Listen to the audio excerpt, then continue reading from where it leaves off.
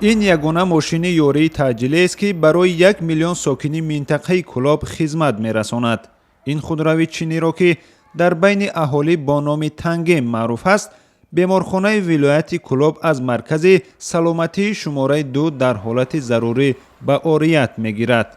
خودی بیمارخانه ولایتی در این منطقه سر اهالی ماشین یاری تعجیلی ندارد.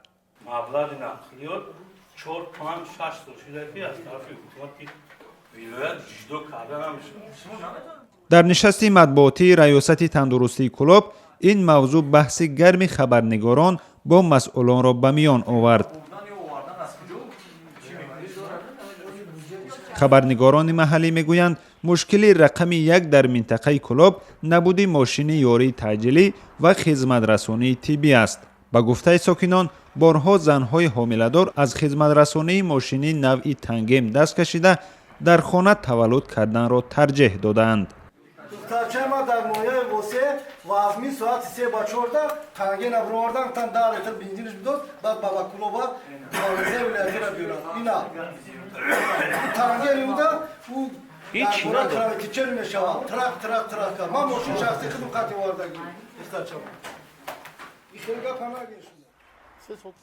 از 8 ماشین یاری تعجیلی بیمارخانه شهر کلاب هم یکی اش تنگم است، ولی این ماشین های یاری تعجیلی حقی از شهر بیرون رفتن را ندارند. به در ساکنان ناحیه اطراف کلاب هنگام دعوت کردن یاری تعجیلی عمدتاً همین تنگه می رود که سری وقت نمی رسد. وقتی که ما برابر در بالیسا ایدنیو گذاشتن خیلی در او کلاب نبود است دیگه از کاری کردیم. گفتن که ما از کاری نداریم. وقتی گفتن از کار نداریم خیلی شد بعد همونجا واسه تلفن کردیم. الان تقوی افتاد خیلی خداوند پدر مادرش رحمت کنه در اوتر حاضر گفت انشالله میشه نیست میشه شده است خیلی همه در اینجا چوب شده مرده را نمیتونیم بردن. بعد وقتی که اینا که گفتیم این در حال روی کرد. مقامات نبود مبلغ کافی در بودجه حکومت ولایت را برای خریدن ماشین های یاری تعجیلی مشکل اساسی می دانند.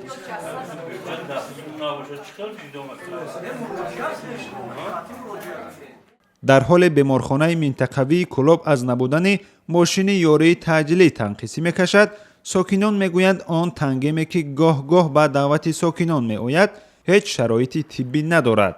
برعکس در شرایط راههای ناهموار شخص صحت را به بیماری گرفتار می کند. تنگم یک نوع ماشین خودروی مسافربر است که چند سال پیش از چین وارد شد و در تاجیکستان چون مسافرکش استفاده می شود.